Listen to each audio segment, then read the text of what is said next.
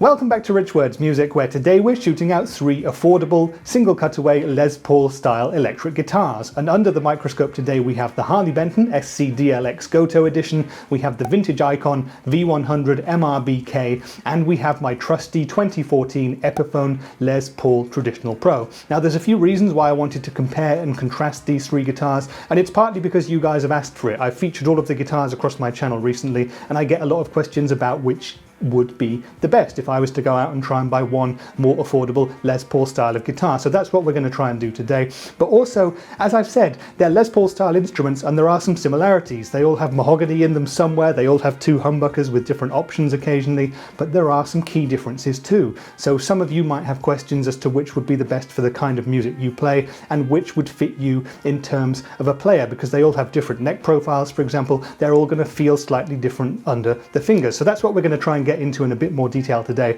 So what we're going to do is I will tell you a little bit about the specifications and the features of the 3 guitars. Then we'll get into a playing section where we play all of them in a bunch of different styles so we can hear the tonal differences. And afterwards I'll go into a bit more detail about the specs and my personal experiences playing the 3 guitars. And at the end I'll give you my conclusions and tell you which one I think is the best. Okay then, so let's go in and speak about the 3 guitars in order, and we'll start with the Harley Benton SC DLX Gotoh edition. So the SC DLX Gotoh edition came out in late 2021 at a price of €350. Currently, at time of filming, it's February 2022 right now, it's at €333, and what you get for that money is a bit of a bargain really. As with Harley Benton, this one seems to perform way above its price point. So we've got a Nyato body, or Nyato, or however you pronounce it. It's a mahogany-esque tone wood anyway. The neck is mahogany. On the body itself, we've got 2 Tesla VR2 humbucking pickups, which you can split down to single coils by pulling up the tone knob here.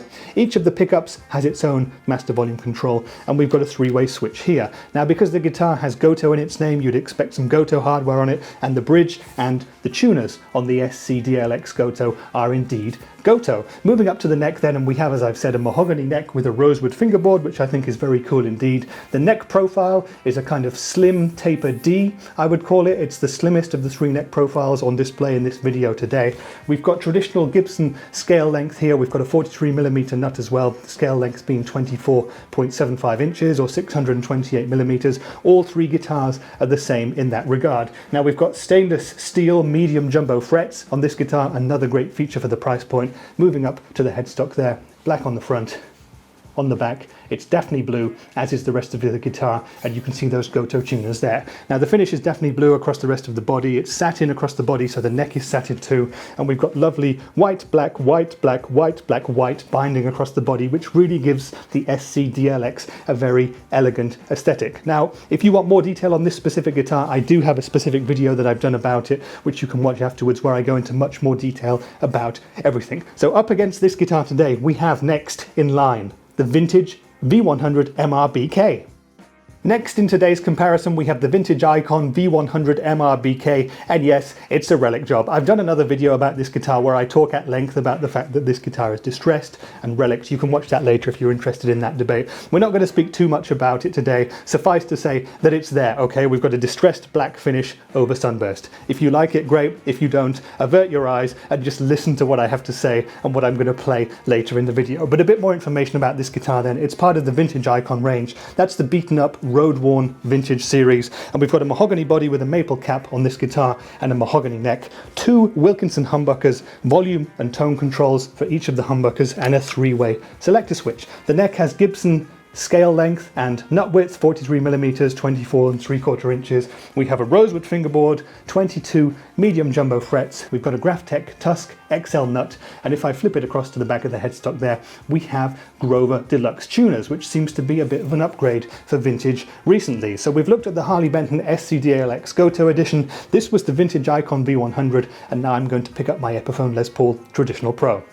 The third guitar in today's comparison is my 2014 Epiphone Les Paul Traditional Pro. Now I bought this guitar new back in 2014 for €330, and that included a very good quality Epiphone hard case. Good luck trying to find value like that in 2022. I reckon you'll probably be paying at least $100 or $200 or euros more for a similar guitar in these current times. Now because this guitar is also 7 years old, it's been really played in over that time. It's one of my 2 main guitars alongside my Fender Telecaster, so I feel really perfectly at home on this satin neck, and it's also had a few setups and modifications over the years too, the most obvious modification being that it's had a bone nut fitted by my tech friend Uwe. So the rest of the specs of the Epiphone Les Paul Traditional Pro then, we have a mahogany body with a flame maple cap here, we have two Epiphone Pro Zebra humbuckers which are splittable by pulling up the respective volume controls for each one, volume for each pickup, tone for each pickup, and a three-way selector switch. Moving up to the neck, again we've got Gibson specs, we've got 24.75 inch 628mm scale length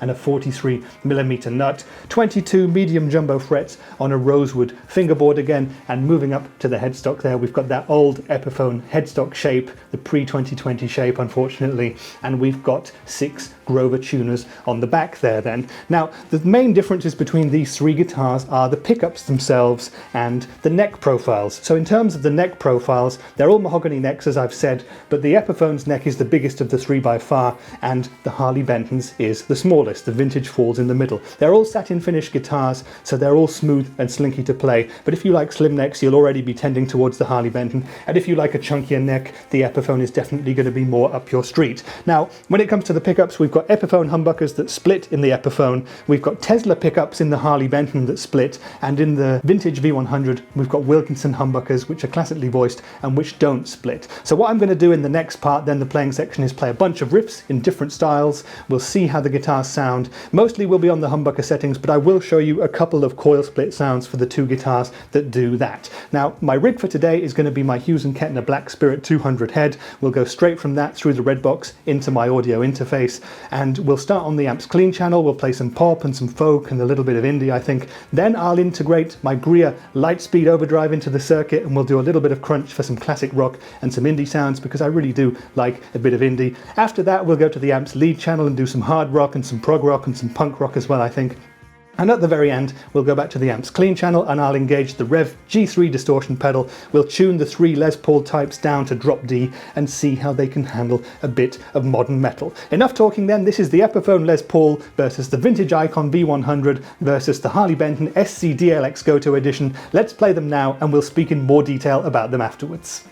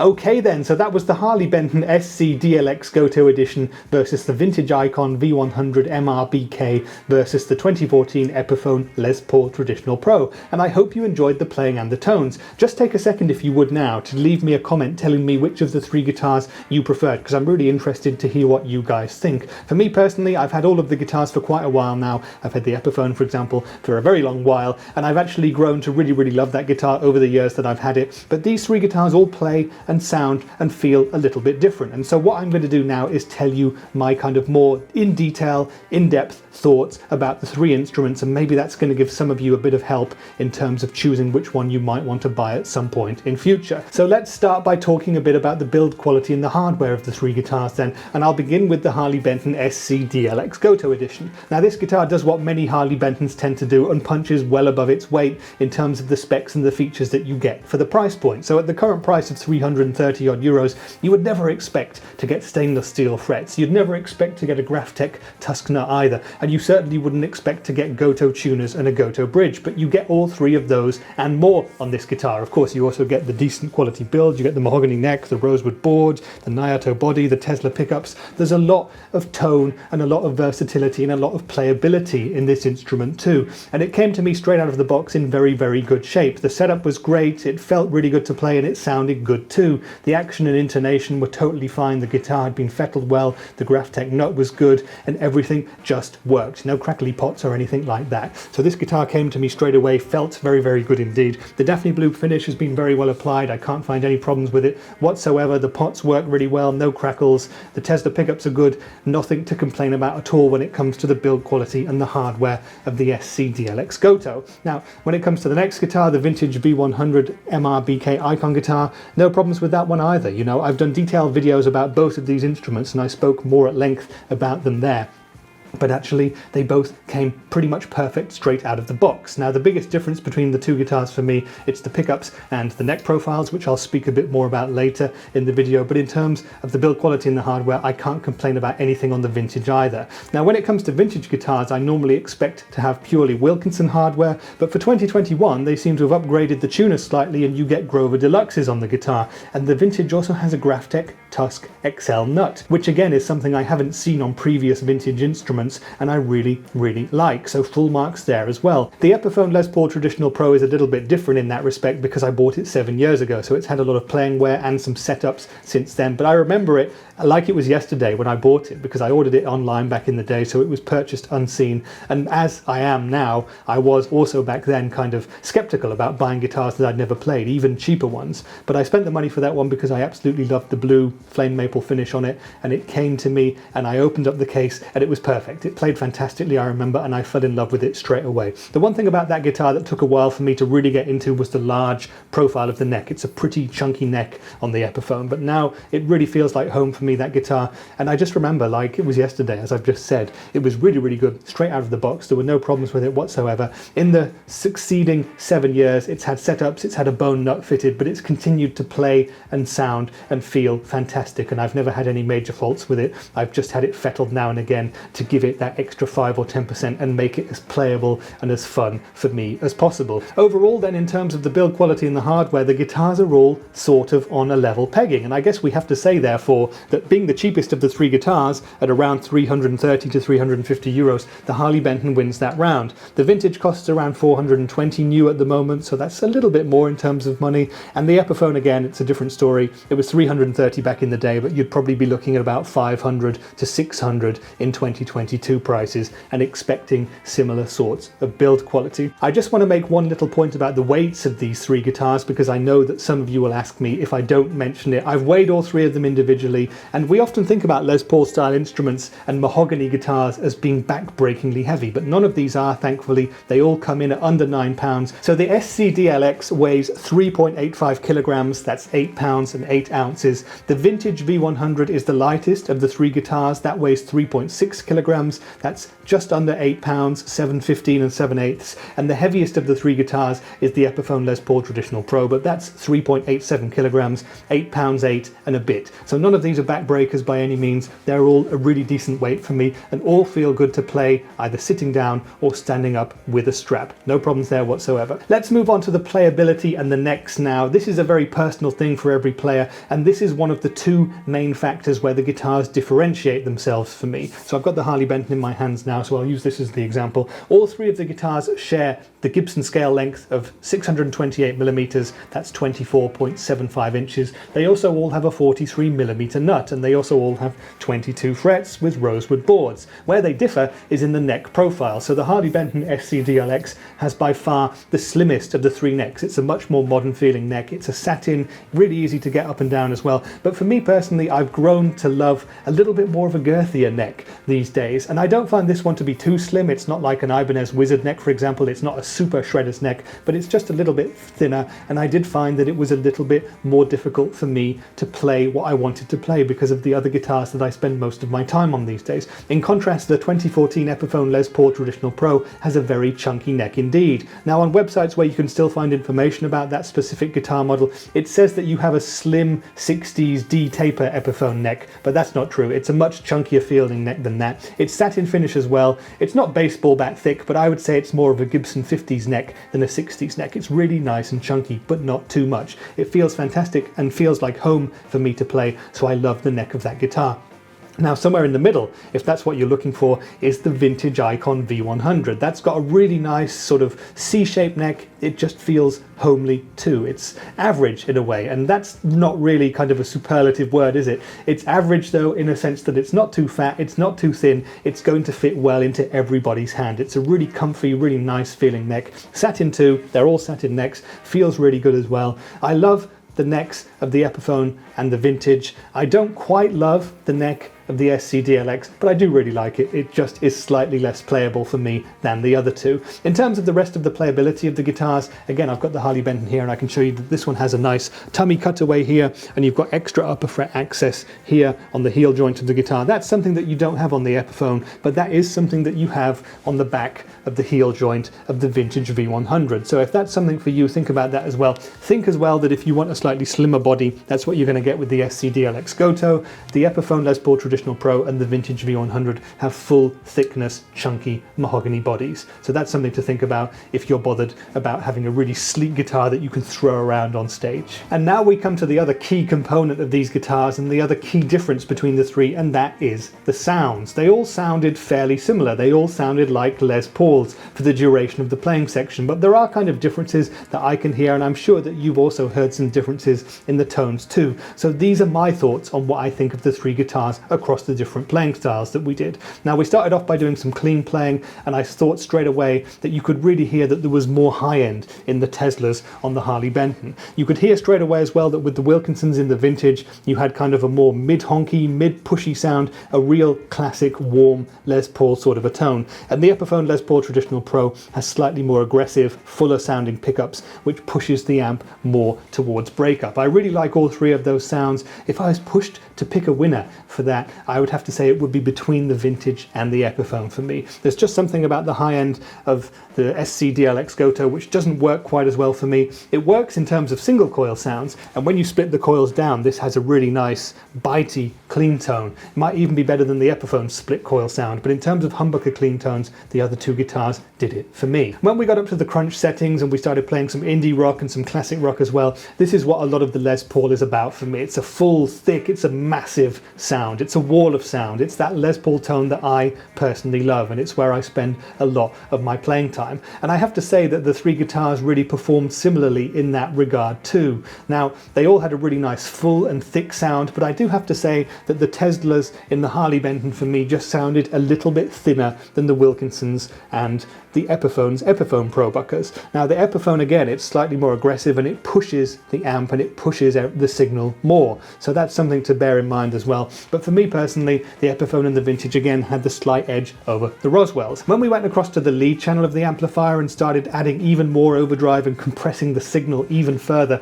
I thought that the three guitars started to sound even more similar, and they were neck and neck for most of those aspects of the playing parts. The one comment I would have to make here is that I thought that because the Wilkinson pickups in the Vintage V100 are a bit more classic voiced, they had perhaps a little bit less tightness and clarity than the pickups in the Harley Benton and the Epiphone. I don't know if you agree with that, but leave me a comment if you do, or if you don't, and let's get a bit of a discussion going on about that. But I thought that, again, the Wilkinson's classic nature led them to be perhaps slightly less suited to that sort of music. And again, the Epiphone having more output, they were more assertive than the other pickups. We split the coils down just for a couple of sounds here as well, and again, I feel like possibly we've not really displayed the coil splitting in the best light here, because it just doesn't seem to bring you as much as what it has in the other videos that I've shot. Now again, I've mentioned it before, but I have other videos on the Harley Benton and playing the Les Paul as well in split coil mode, and they can do really, really nice sounds. My Epiphone Les Paul sounds like the fattest telly in the world when you split it down to single coils, but it doesn't really do it justice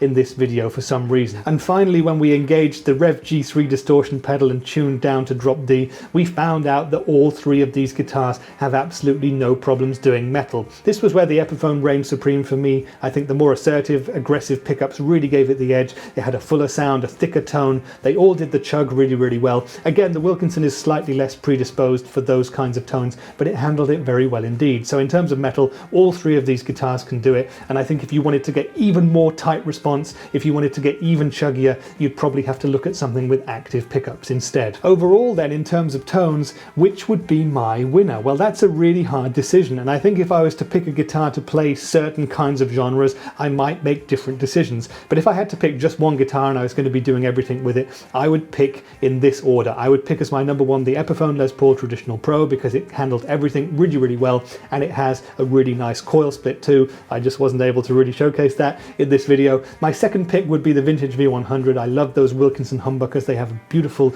mid-pushed vintage vibe, a really authentically wound recipe. Trev Wilkinson has done a fantastic job on those pickups, and I really like them. I really like the pickups in the SC DLX too. The Tesla VR2s are great, but for me they get third place in this sound test today. They just didn't quite measure up to the other two on a couple of occasions. It's subtle differences we're talking about here, by the way. Like I said, they're all great, but for me, Epiphone, then Vintage, then Harley Benton in the sounds game. So you've heard these three guitars then, and you might be thinking, yeah, I really like the idea of them. I want to get a single cutaway guitar. I want it to have two humbuckers, but I don't want one of these three. So what are the other options out there? Well, there's plenty, because pretty much every guitar company builds its take on the Les Paul. I guess in terms of lowest budget, there's loads of Harley Bentons that do that LP style of thing, not just the SC DLX, there's the SC 450s, and they do them in more classic styles, they do them in more sort of shreddy styles too. You can get them with humbuckers, you can get them with P90s as well if that's what you want. The SC 450 with P90s is a wonderful guitar, of which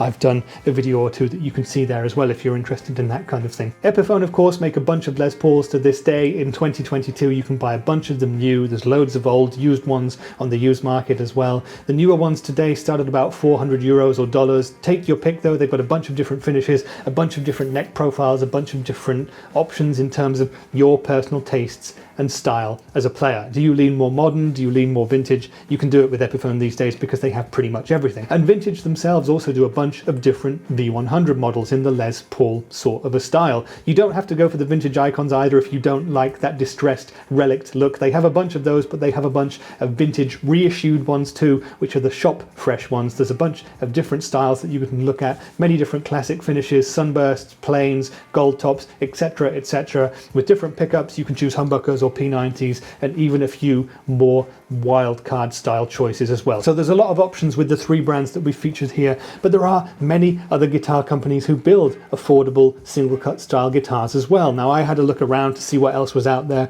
Kind of at the most cheaper end of the market, there's some LTD by ESP guitars. They're kind of more in the modern Les Paul, almost shred sort of territory, but there's also guitars by the likes of Gretsch, who make Electromatic and Streamliners for around $300, $400, $500 dollars or euros. And of course these have Gretsch pickups, so they're not exactly the same as kind of PAF style humbuckers, but it is a different flavor of this single cut style of guitar.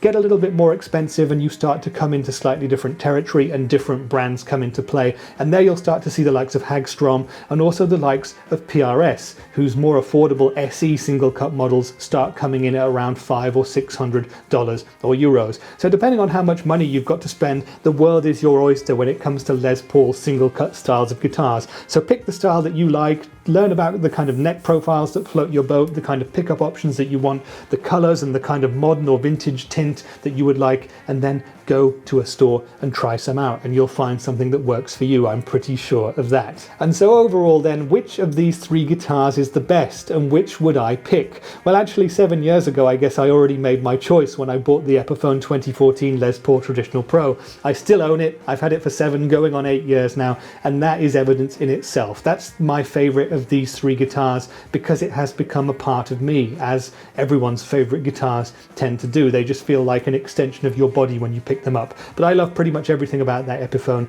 I think the one thing I would probably change about it is I would give it the modern Epiphone headstock if I could in some way get that done. Everything else about it I absolutely love. It feels great to play, it looks fantastic, and it sounds top quality too. So full marks for the Epiphone for me. The Vintage ICON V100MRBK I got fairly recently in order to do a demo for this YouTube channel actually, and it surpassed all of my expectations. I really like that guitar. Now 10-12 years ago I worked for the company behind Vintage, that's JHS over in the UK, so I spent 2 or 3 years there and I played pretty much every vintage guitar under the sun. They were great, they were budget instruments. Now fast forward to 2021, 2022, and they've pretty much upgraded everything in every respect. So Trev Wilkinson of course is the mastermind behind these vintage guitars. You've got his pickups in them, you've got his tuners on a lot of them, although the newer ones have Grover hardware instead. But Trev Wilkinson did a great job in upgrading the vintage instruments, and I really like that Icon guitar. Personally for me, I don't have any problem with the distressed relict finish. I know a lot of people out there do. Not a problem for me, but again, there's many other finishes out there. There's a beautiful couple of gold tops that they do which might float your boat instead. I'd have no hesitation in recommending the Vintage either. And in third place, quite surprisingly for me actually, we have the Harley Benton SC DLX Gotoh edition. Before I did this video, I was not expecting to prefer the other two guitars to this one, but I just do, you know, in terms of feel and in terms of tone, they just seem to do it slightly more for me. I'm not saying anything is bad about this guitar whatsoever. In fact, I really like it. Look at the other videos I've made with it. It performs extremely well, and it's one of the best guitars that Harley Benton make. But just in terms of the sounds that I've heard from this video, going back and looking at the three together, and in terms of the playabilities of the three necks, for me personally, I would pick the Epiphone and the Vintage over this specific Harley Benton in that case. So I hope this video has answered all of your questions about these three guitars, but if you have any more, leave them for me in the comments and I'll be happy to answer them to the best of my abilities. But what we've had today is three very cool guitars at three very good prices. If you're looking for a budget Les Paul style of instrument, these three should definitely be on your shopping list. So get down to your local stores, try them out, or go around to a friend's who might have one and test them out for yourself, you know. Once you hear the pickups and once you feel those neck profiles, you'll know which one is for you. If you're still watching, please drop me a like and a subscription because it really helps the Rich Words music channel. I've got a bunch of other cool videos that you can watch here and here as well. But that's been it for today's video. I've been Rich for Rich Words Music, and I'll see you in the next one. Bye for now.